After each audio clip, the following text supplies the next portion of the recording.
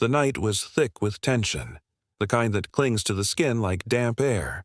In a pristine suburban neighborhood, where manicured lawns glowed under streetlights, Marcus stood in his driveway, his silhouette sharp against the flicker of his porch light.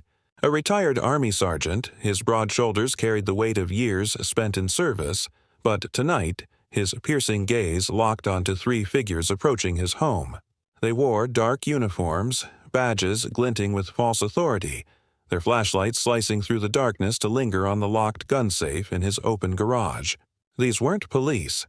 They claimed to be HOA enforcers, their voices dripping with entitlement as they demanded he surrender his legally owned firearms. Marcus's hands, steady from years of handling rifles under pressure, didn't waver. His calm exterior masked a storm of resolve, honed by military training and a life of facing down threats. The neighborhood, usually silent, seemed to hold its breath, as if sensing the clash to come. Why were these men here, cloaked in the guise of authority, targeting a black veteran's home? What would a man like Marcus, forged in discipline and justice, do when pushed too far? The question hung heavy, pulling viewers into a story of defiance and truth. Marcus Thompson, 42, had chosen this neighborhood for its promise of peace. After 2 decades in the Army, serving tours in conflict zones where survival demanded precision, he craved a quiet life. His modest 2-story home, nestled among cookie-cutter mansions in Oak Ridge Estates, was a testament to his discipline. Every shrub trimmed, every window spotless. Inside, his walls displayed framed medals and a folded flag from his service, silent reminders of sacrifices few neighbors could fathom. Marcus was a man of routine, rising at dawn to jog the tree-lined streets, his presence drawing curious glances from residents unused to diversity in their gated enclave. The Oak Ridge HOA was notorious for its iron grip, issuing fines for minor infractions like unapproved mailbox colors or overgrown hedges. Marcus, meticulous by nature, complied with every rule, his home a model of conformity. But his small legal collection of firearms, secured in a state-compliant safe, drew whispers. He was a licensed gun owner, his rifles and handguns acquired for sport and protection, each permit meticulously filed. Yet, neighbors' sidelong glances and hushed conversations at HOA meetings hinted at unease. To them, Marcus wasn't just a veteran. He was a black man with guns, a combination that stirred discomfort in their carefully curated world.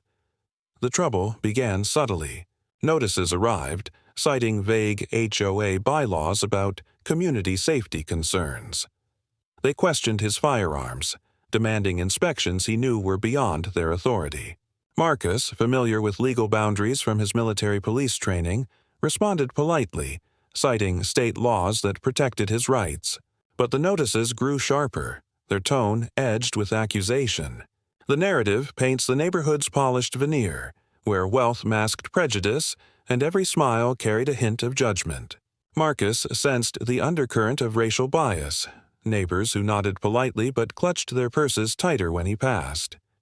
The HOA's security committee, led by a self-styled enforcer named Gerald, escalated the campaign. Gerald, a retired accountant with no law enforcement background, strutted through Oak Ridge like a sheriff, his unofficial team of volunteers wielding flashlights and clipboards. Their lack of legal authority didn't stop them from knocking on Marcus's door, their demands growing bolder. The narrative lingers on Marcus's restraint, his jaw tightening as he cataloged each encounter in a notebook, his military instincts urging caution but never submission. The setup builds curiosity. Who was behind this vendetta? And how far would they push a man trained to protect what was his? The harassment intensified, a slow burn that tested Marcus's resolve.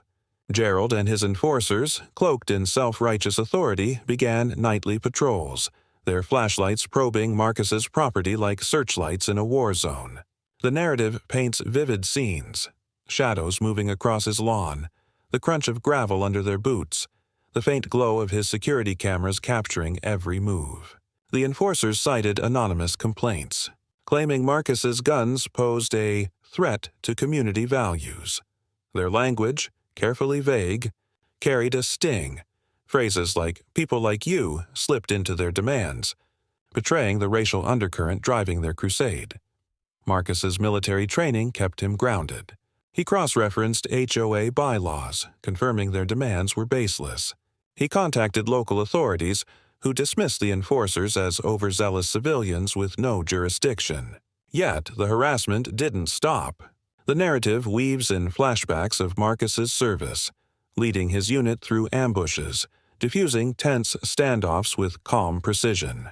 These memories contrast with the petty tyranny of Oak Ridge, where power wasn't earned but assumed. The emotional stakes rise as Marcus grapples with isolation. Neighbors, once cordial, avoided him, swayed by rumors that he was dangerous. Children who once waved now cross the street. The narrative lingers on small moments. Marcus, pausing mid-jog to steady his breath, the weight of being an outsider pressing harder each day. The enforcers' tactics grew bolder.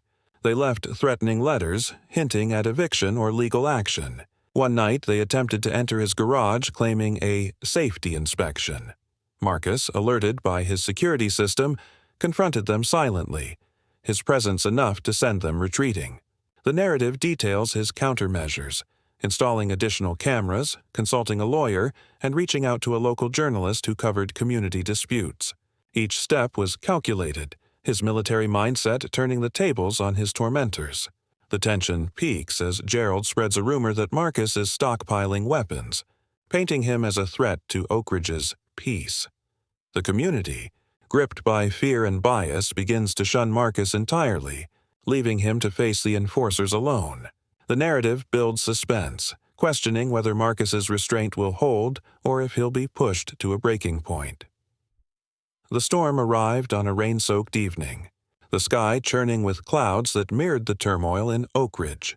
Gerald and his enforcers, emboldened by months of unchecked power, marched to Marcus's doorstep, their boots splashing through puddles. They carried a typed ultimatum: surrender his firearms by midnight or face community sanctions, a thinly veiled threat of harassment or worse. The narrative slows, capturing the scene in vivid detail. The rain streaking down Marcus's face, the enforcer's smug expressions, the faint hum of his security cameras recording every moment. Marcus stood in his doorway, his frame filling the space, his eyes steady. Years of military training had taught him to read adversaries, and he saw through Gerald's bravado. The narrative describes his calculated response. Days earlier, Marcus had contacted a local news outlet, sharing his documentation of the HOA's harassment.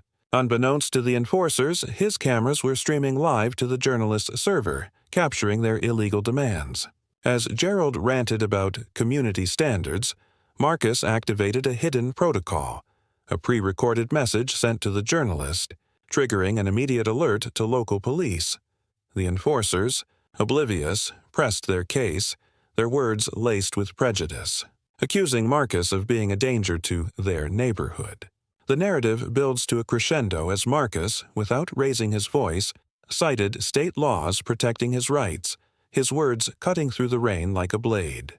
The enforcers faltered, their confidence shaken by his calm defiance. Then, sirens pierced the night, growing louder as police cars approached, alerted by the journalist. The narrative captures the enforcers' shock, their flashlights dropping as they realized their overreach was exposed.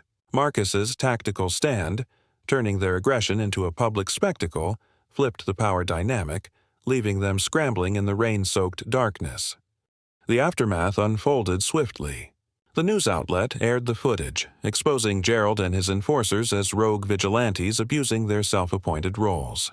The HOA, humiliated, issued a public apology, distancing itself from the security committee. Gerald faced legal scrutiny for harassment, his reputation in tatters. The narrative reflects on Marcus's victory, a triumph of strategy over chaos, but it doesn't shy away from the cost. Marcus, though vindicated, felt the sting of betrayal from a community that had judged him before knowing him. The narrative lingers on his quiet moments, sitting in his study, staring at his medals, questioning whether peace was ever possible in a place like Oak Ridge. Yet Marcus's stand sparked change. Neighbors, shamed by the exposure, began questioning the HOA's unchecked power. A community meeting, initially tense, gave way to discussions about inclusion and accountability. The narrative highlights small shifts: a neighbor offering a hesitant nod, a child waving again. Marcus, though wary, saw hope in these cracks of progress.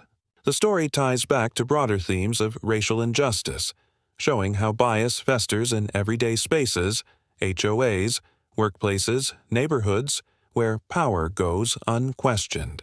It emphasizes Marcus's resilience, a Black veteran who refused to be silenced, drawing parallels to countless others fighting similar battles. The narrative closes with a powerful takeaway. Marcus's story isn't just about one man's fight. It's a call to challenge systems that thrive on prejudice. The final lines pose a rhetorical question to viewers.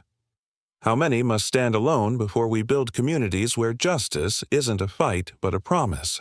This invites reflection, urging viewers to comment, share, and engage, leaving them stirred by Marcus's courage and the broader fight for equality.